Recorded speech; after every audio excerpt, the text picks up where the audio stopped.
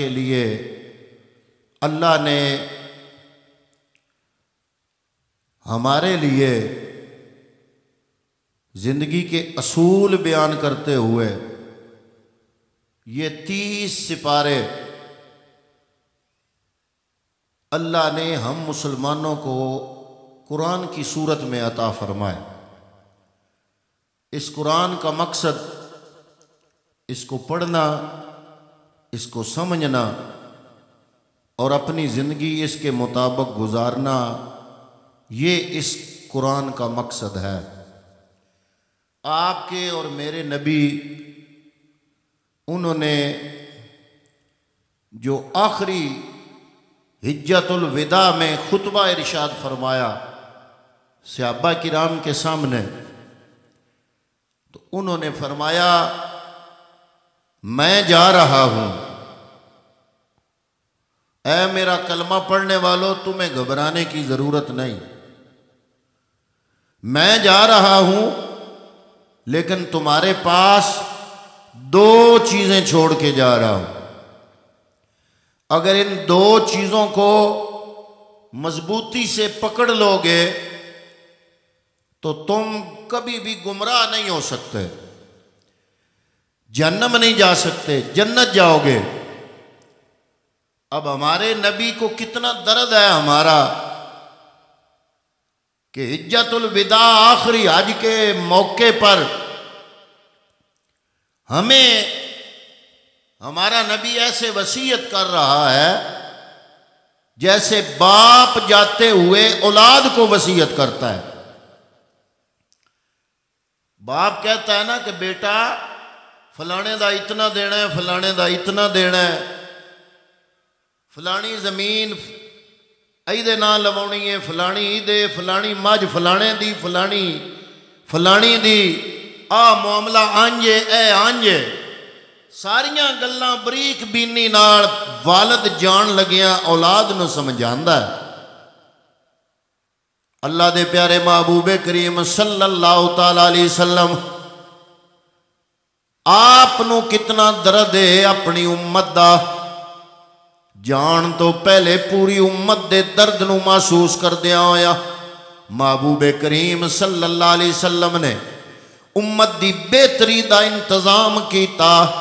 उम्मत की बेहतरी का इंतजाम करके मेरे महबूबे करीम सल्लल्लाहु तआला अलैहि वसल्लम यहाँ से गए। फरमाया है मेरे गुलामों, मेरा कलमा पढ़ने वालों, मैं जा रहा हूं, तुम्हें घबराने की जरूरत नहीं। मैं उन लोगों की तरह नहीं हूं कि आया और चला गया। मैं आया हूं अपने रब की बारगाह से और लेके मैं कुछ नहीं जा रहा, बल्कि मैं सब कुछ तुम्हें दे के जा रहा हूं। ऐ मेरे गुलामों, कलमा पढ़ने वालों, मैं 2 चीजें छोड़ के जा रहा हूं। एक तो अपनी किताब कुरान मजीद छोड़ के जा रहा हूं, दूसरी मैं मोहम्मद अपनी सुन्नत छोड़ के जा रहा हूं। अगर मेरी सुन्नत को पकड़ लोगे और अल्लाह की पाक किताब कुरान मजीद को मजबूती से पकड़ लोगे, कभी गुमराह नहीं होगे। हजरात मोहतरम, एक और मकाम पे मेरे पैगंबर ने इरशाद फरमाया, ऐ लोगों, एक रस्सी लटक रही है आसमानों से, उस रस्सी का एक सिरा रब ने अपनी दस्ते कुदरत में पकड़ा हुआ है। जैसे उसकी शान है वैसे रब जिस्म से पाक है, लेकिन जैसे उसकी शान है उसने अपने हाथों से पकड़ा हुआ है। रस्सी का एक सिरा अल्लाह के दस्ते कुदरत में है, दूसरा सिरा आसमानों से जमीन पर लटकाया है। ऐ कायनात वालों, अगर रब्बुल आलमीन से राबता मजबूत करना चाहते हो, खालिक़े कायनात से राबता मजबूत करना चाहते हो, अपने मालिक, अपने पैदा करने वाले उस अहकमुल हाकिमीन, उस रब्बुल आलमीन से राबता मजबूत करना चाहते हो, तो रब्बुल आलमीन ने एक रस्सी लटकाई हुई है। उसका एक सिरा रब ने अपनी दस्ते कुदरत में पकड़ा है, दूसरा सिरा तुम पकड़ लो, तुम्हारा मेरे रब से राबता हो जाएगा। सहाबा किराम अर्ज करते हैं, या रसूल अल्लाह, वो रस्सी कौन सी है जो आसमानों से लटक रही है? एक सिरा रब की दस्ते कुदरत में है, दूसरा सिरा ज़मीन पे आ रहा है। या रसूल अल्लाह हमें तो कोई ऐसी रस्सी नहीं नज़र आई। या अल्लाह के प्यारे रसूल हमें तो कोई ऐसी रस्सी महसूस नहीं हुई, ऐसी कोई रस्सी हमें नज़र नहीं आई। वो कौन सी रस्सी है? हजूर नबी करीम ने वजाहत फरमाई, फरमाया अलहमद की अलफलाम से लेकर वन्नास की सीन तक ये पूरा कुरान जो रब ने तुम लोगों को अता फरमाया है, ये अल्लाह की रस्सी है। ये हबलुल्लाह है। हबल का माना होता है रस्सी। ये हबलुल्लाह है, ये अल्लाह की रस्सी है। इसका एक सिरा मेरे रब के दस्ते कुदरत में है, दूसरा सिरा तुम पकड़ लो। अब सवाल पैदा होता है इसको पकड़ना कैसे है?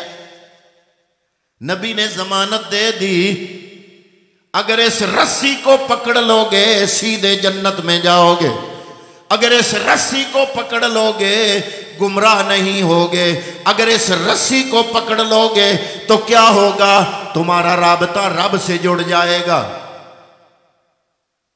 कभी तन्हाई में बैठ के उस रब का सोचा तो करो जिसने पैदा किया, जिसने नेमतें दी, जो बंदगी के काबिल है, जो इबादत के लायक है, जो हमारे दिल की धड़कने जानता है। कभी उससे सरगोशी करके देखो तो सही, कभी तन्हाई में उसको याद तो करो। तुम्हें रूह का सुकून ना मिल गया तो कहना, लेकिन हमने तो वो दूर नहीं है। उसने तो कहा बनख्नु अक़रबु इलैहि मिन हब्लिल वरीद, मैं रब तुम्हारी शाह रग से भी करीब हूं, लेकिन हम दूर हो रहे हैं ना। हज़रात मोहतरम उस रब को तलाश करना चाहते हो, कोई लंबा चौड़ा इत्मीम करने की जरूरत नहीं है। उसको याद करो तन्हाई में बैठकर, बावजू होकर उसका जिक्र करो। तुम्हारा रब तुम्हारे तुमसे बातें करेगा, तुम्हारी रूह को महसूस होगा कि रब से हम कलाम हो रहा हूं। मौला कायनात मौला अली अल मुर्तज़ा शेर खुदा रज़ी अल्लाह तआला अन्हु का बड़ा खूबसूरत जुमला आपने फरमाया, जब मेरा दिल करता है मैं अपने रब से कलाम करूं तो मैं नमाज पढ़ना शुरू कर देता हूं, और जब मेरा दिल करता है मैं अपने अल्लाह की बातें सुनूं तो मैं अल्लाह का कुरान पढ़ना शुरू कर देता हूं। ये 30 पारे बहुत बड़ी दौलत जो आप लोगों के घरों में मौजूद है, ये हजूर ने फरमाया हबलुल्लाह। ये क्या है? अल्लाह की रस्सी। अल्लाह दी रस्सी है। इदा एक सिरा रब कोल है, दूजा सिरा तुसी फद लो। सहाबा ने अर्ज की या रसूल अल्लाह वो कौन सी रस्सी है? फरमाया वो कुरान है। अब सवाल पैदा हुआ इसको पकड़ना कैसे है? रस्सी तो लटक रही है, इसको पकड़ना कैसे है? ये तो नहीं कि सारी कौम मिल के उस रस्सी फद के बह जाए। या रसूल अल्लाह क्या तरीका है इस रस्सी को पकड़ने का? फरमाया इस रस्सी को पकड़ने का तरीका ये है कि इस रस्सी को पढ़ो, इस कुरान को पढ़ो, इसको समझने की कोशिश करो। जो समझ आती है उस पर अमल करने की कोशिश करो। अल्लाह ताला ने कुरान मजीद में जिंदगी गुजारने का असूल बताया है, दस्तूर जिंदगी बताया है, कैसे उठना है, कैसे बैठना है, कैसे चलना है, कैसे तल्लक कायम करने हैं, कैसे घर की जिंदगी गुजारनी है, कैसे बैरूनी मुआशरती जिंदगी गुजारनी है, कैसे कमाई करनी है, कैसे वो पैसा लगाना है। अल्लाह रब्बुल आलमीन ने इस पाक कलाम में हमें सारा तरीका जिंदगी गुजारने का बता दिया। हजरत मोहतरम इसीलिए मैंने बड़ी सादा सी आयत कुरान पाक की आपके सामने तिलावत करने की सादत हासिल की। अल्लाह ने फरमाया या अय्युहल्लज़ीना आमनू, ऐ ईमान वालो, या अय्युहल्लज़ीना आमनू क्या माना है? ऐ ईमान वालो। या अय्युहल्लज़ीना आमनू का क्या माना है? जब अल्लाह ये कहे ना ऐ ईमान वालो, तो आपको भी बुला रहा है, मुझे भी बुला रहा है। जो जो ईमान वाले हैं रब उनको बुला रहा है। अब ज़रूरत क्या पेश आई अल्लाह को बुलाने की? अल्लाह बगैर बुलाए भी आर्डर जारी कर सकता है, लेकिन बाज़ औक़ात वो अपनी मोहब्बत का इजहार करता है। मैं एक बात करूं ऐसे, उसकी अहमियत और है, और अगर आप में ऐसे एक बंदे का नाम लूं, नाम लेके कोई बात करूं, उसमें कुर्बत ज्यादा है। अल्लाह रब्बुल आलमीन ने सिर्फ सादा बात नहीं की, मुखातब किया। पहले फरमाया या अय्युहल्लज़ीना आमनू, ऐ ईमान वालो। या अल्लाह हुक्म हो, हम सारे मुतवज्जो हो गए। या अल्लाह कोई बात करना चाहता है, फरमा, क्या फरमाना चाहता है? अगला जुमला फरमाया उदखुलू फिस्सिल्म काफा, फरमाया पूरे के पूरे इस्लाम में दाखिल हो जाओ। इस्लाम में पूरे के पूरे दाखिल हो जाओ। अब बात बड़ी अजीब है। अब मैं कहूं ना आपको कि जो सहबान के नीचे है ना बैठे हुए, वो सहबान के नीचे आ जाओ, तो आप कहेंगे पहले ही नीचे बैठे हुए हैं। इसको पढ़ी लिखी जबान में कहते हैं तहसील हासिल, कि किसी ऐसी शय का मुतालबा करना जो शय पहले ही हासिल है। अब अल्लाह रब्बुल आलमीन ने ये जो जुमला बोला, यहां पर मुफस्सिरीन फरमाते हैं ये कहीं तहसील हासिल तो नहीं।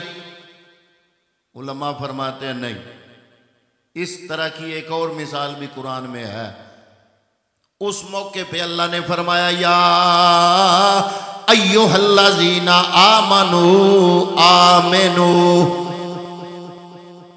या अय्युहल्लज़ीना आमनू आमिनू आमनू आमिनू।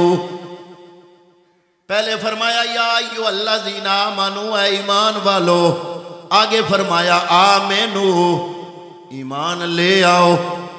या अल्लाह पहले बुला ही उनको रहा है जो ईमान वाले हैं, फिर फरमा रहा है ईमान ले आओ। इसकी क्या वजह है, इसमें क्या राज है? तो हज़रात मोहतरम ये आयत जिस मौके पे नाज़िल हुई, अगर आप में से 10 बंदे भी तवज्जो रखेंगे तो मैं वाक़या बयान करते हुए मुझे भी सुकून मिलेगा और मैं समझूंगा कि मैंने कुरान का पैगाम आप तक पहुंचा दिया है। हज़रात मोहतरम, इन बंदों में से हर बंदा सुनने वाला नहीं है। कान सारे रखते हैं, सुनने वाला कोई कोई होता है, फिर सारे अमल करने वाले नहीं होते। सुनते सारे हैं, अमल करने वाला कोई कोई होता है। ये आयत कब उतरी? हज़रात मोहतरम, मैं मौका बयान करने लगा हूँ। तेरे और मेरे आका जनाबे मोहम्मद मुस्तफ़ा सल्लल्लाहु ताला अलैहि वसल्लम जब मक्का से हिजरत करके मदीने की तरफ हिजरत करके जाने लगे, आपने सारा सफ़र जनाबे सैयदना सिद्दीक़ अकबर रज़ियल्लाहु ताला अन्हु की मैयत में किया। हज़रात मोहतरम, ये वो सारा सफ़र मैं अक्सर बयान करता रहता हूँ, बड़ी मोहब्बतों वाला सफ़र है। जब अल मुख्तसर तेरा मेरा नबी मदीनतुल मुनव्वरा की हुदूद में दाखिल हुए, इधर मदीने वाले रोज आते हैं, रोज बाहर चोटी पे बैठ के वो रास्ता देखते हैं जो मक्के से आता है कि हमारा मेहमान कब आ रहा है, क्योंकि पहले लोग मुसलमान हो चुके थे। मदीने वाले इतने खुशबख्त थे, अभी मेरे आका मक्के के अंदर है। 80 बंदे मदीने के मक्के में आए और 80 बंदे मुसलमान हो गए। अभी इतने लोग मक्के में मुसलमान नहीं हुए थे। मक्के वाले तो चंद एक थे, लेकिन मदीने वाले 80 बंदे मुसलमान होके वापस गए। और इधर वो बार बार मुतालबा करते हैं आका हमारे पास आ जाएं, आका हमारे पास आ जाएं, लेकिन अभी रब का हुक्म नहीं हुआ।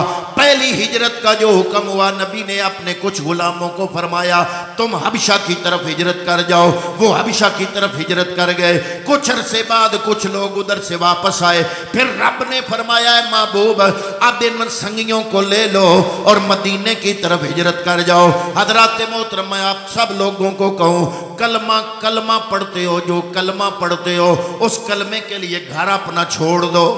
जमीन अपनी छोड़ दो, रिश्तेदार छोड़ दो, वतन अपना छोड़ दो, आप सोच में पड़ जाएंगे। जनाब ये बड़ा मुश्किल काम है कि जनाब ये इनमें से एक रुपया थैला भी छोड़ना बड़ा मुश्किल है। ये माल डंगर छोड़ दे, ये डेरा छोड़ दे, ये घर छोड़ दे सिर्फ कलमे के लिए। हजरात मोहतरम, जिनको आज कुछ लोग गलत जबान से याद करते हैं, वो हस्तियां वो हैं जिन्होंने कलमे के लिए वतन भी छोड़ दिया, घर भी छोड़ दिए, माँ बाप भी छोड़ दिए, रिश्तेदार भी छोड़ दिए, सिर्फ एक कलमे की दौलत लेके खाली हाथ मक्के में अपनी जमीनें जायदादें छोड़ के अपने नबी के साथ तन तनहा खाली हाथ अपने तन के कपड़े लेकर मक्के से हिजरत करके मदीने चले गए। अल्लाह या रसूल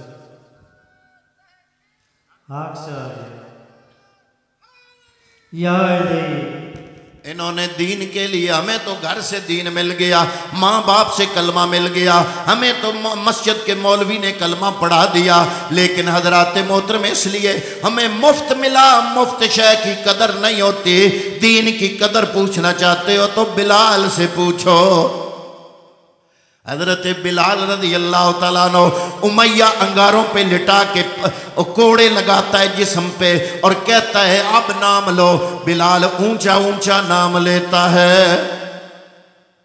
खूने जिगर के घूंट पी आह न कर लबों को सी। एक बार बिलाल से किसी ने पूछा कि उमैया जो मारता है तो ऐसा नाम ले लो। उसने कहा खूने जिगर के घूंट पी आह ना कर लबों को सी। ये इश्क है, दिल लगी नहीं। एक दफा एक सहाबी वहां से गुजरे, उमैया मार रहा था, बिलाल कोड़ा लगा ना, कोड़े पे कांटे थे जो जिस्म में चुभ जाते थे, फिर कोड़ा खींचता तो बिलाल का चमड़ा भी कोड़े के साथ उधड़ जाता। जब कोड़ा लगाया ना तो बिलाल की हंसी निकल गई। वो सहाबी करीब है, उसने कहा कि ये तो बड़ी दर्दनाक बात है, तुम्हारी हंसी कैसे निकली? उसने कहा मैं भी हैरान हूं, हंसी इसलिए निकली, ये नहीं तकलीफ नहीं हो रही, हंसी इसलिए निकली है कि जब ये कोड़ा मार रहा था मेरा ध्यान मौला की तरफ था, तो मैं पूछ रहा था है मेरे मालिका। बिलाल कहता है कि जब तुम बाजार में जाते हो ना, मट्टी के बर्तन खरीदते हो तो 5 रुपए 10 रुपए भी देने हो तो ठकोर ठकोर के लेते हो, बाबा कच्चा है कि पक्का है? असल में मेरी हंसी इसलिए निकली कि मैं रब से मुखातब होके मैं ये कह रहा था कि मौला पक्का है, ले ले। सुभान अल्लाह। हंसी इसलिए निकली कि मौला कितना आजमाना है तूने, अल्लाह भी मुझे आजमा रहा। ये कलमा इसके लिए जिन लोगों ने मारें खाई, वतन कुर्बान किए और हजूर की मैयत में जाने फिदा की, इसकी कीमत उन लोगों को पता है। बहरहाल मैं अर्ज कर रहा हूं कि मदीने वाले रोज बाहर निकलते हैं कि वो काफिला नजर आए जिसके सिपा सालार मोहम्मद अरबी है, रोज इंतजार कर कर के वापस चले जाते हैं, दूसरे दिन फिर आ जाते हैं, वापस चले जाते हैं, तीसरे दिन फिर आ जाते हैं, रोज आके इंतजार करते हैं। उधर बीबियां मेरी माएँ और बहनें भी सुन रही हैं, एक डब्बा उधर है, वो बीबियां भी मेरे नबी के इश्क व मोहब्बत में वो भी अपने घरों से निकल के रोज मकानों की छतों पे बैठ के मेरे नबी का इंतजार कर रही होती हैं। अचानक एक दिन क्या हुआ, जब वापस जाने लगे, इंतजार कर कर के उठ के वापस जाने लगे, एक बंदे की नजर पड़ गई। उसने कहा ओ दूर से एक होला मुझे नजर आ रहा है, वो तो क्या तुम्हारे मेहमान नहीं है? वो सारे लोग फिर बैठ गए। इतने में वो काफिला करीब आया, इधर से मदीने वाले बाहर निकले, उन्होंने इस्तकबाल किया, अर्ज किया का हमारे घर आ जाएं। कोई कहता है जनाब मेरा महल बहुत बड़ा है, उसमें इतने बंदे आ जाते हैं, मेरे घर आए। दूसरा आता है वो कहता है मेरी कोठी बहुत बड़ी है, उसमें 20 मेहमान भी आ जाएं मुझे फर्क कोई नहीं पड़ता, मेरे घर आए। तीसरा कहता है जनाब मेरे घर आए, मेरे पास असलिया भी है, आज के इस दौर में मेहमानों की हिफाजत के लिए तलवारें, तीर, कमाने, ये सारा कुछ मौजूद है, आप मेरे घर आ जाए। मेरे कमली वाले जनाब मोहम्मद अरबी सल्लल्लाहु अलैहि वसल्लम ने जब उस मजमे की आवाज़ें सुनी, आपने जुमला बोला, ऊंटनी पे बैठे बैठे जुमला बोला, फरमाया खल्लू सबीलहा नाकता मामूरतुम मिनल्लाह, मेरी ऊंटनी की मुहार छोड़ दो। इसको कोई इधर ले जाने की कोशिश कर रहा है, कोई इधर, ये नाकतम मामूरतुम मिनल्लाह, ये अल्लाह की तरफ से पाबंद है, ये मामूर मिनल्लाह है। पता चला जिस जानवर पे, मैं जुमला बड़ा कीमती बोलने लगा, जो समझदार है वो समझेंगे, जिस जानवर पे नबी बैठ जाए उसको भी डायरेक्ट हिदायत मेरा मौला देता है। सुभान अल्लाह। हजूर ने फरमाया मेरी ऊंटनी मैंने इसकी मुहार छोड़ दी। आप में से हर बंदा कहता है मेरे घर आओ, मेरे घर आओ, मैंने अल्लाह के हुक्म से मुहार छोड़ दी, जहां अल्लाह हुक्म करेगा वहां मेरी ऊंटनी बैठेगी। अब जनाब बनी नज्जार महल्ले वाले भी आए, अल्लाह ये बड़ी चस्के वाली बात है। बनी नज्जार वो खानदान है मदीने का जो हजूर के वालिद मोहतरम हजरत अब्दुल्ला क्या नानका है। हजरत अब्दुल मुत्तलब की शादी हुई मदीने बनु नज्जार की एक औरत के साथ, वो औरत मदीने में ही रही। हजरत अब्दुल्ला पैदा हो गए,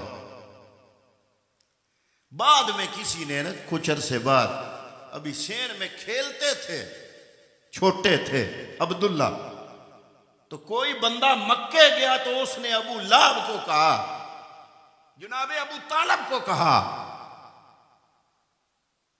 कि तुम्हारी नस्ल का बेटा मदीने में है, जो शादी की थी वो इधर नहीं लाई, उधर ही चंद दिन वो रहे और उसके बाद मक्के आ गए। रब ने बेटा दिया है, नाम है अब्दुल्ला। तो हजरत अब्दुल मुत्तलब गए और अब्दुल्ला को ले आए। अब्दुल्ला प्यारा भी बड़ा था, ये एक अलग उन्वान है, ये फिर किसी मौके पे बयान करूंगा। हजूर ने एक जुमला बोला हुआ है, हजूर ने फरमाया मैं 2 ज़बियों की औलाद हूं, एक हजरत इस्माइल ज़बीउल्लाह जो अल्लाह के नाम पे ज़बा होने के लिए लेट गए, और दूसरा ज़बी ये अब्दुल्ला थे। हजरत अब्दुल मुत्तलब ने मन्नत मानी थी, मौला मुझे 10 बेटे देर काबे की हिफाजत के लिए, एक कुर्बान करूंगा। वो कुर्बान करने के लिए अब्दुल्ला को लिटाया कि आज मैं अपनी कुर्बानी दे लूं। कुरैश सारा खानदान दौड़ के आ गया, उन्होंने कहा सारे बेटों से सोना तो ये है, इसको तुमने लिटा दिया। उन्होंने कहा मैंने कुर्रा डाला है अपने पुत्रों में से तो निकला अब्दुल्ला के नाम है।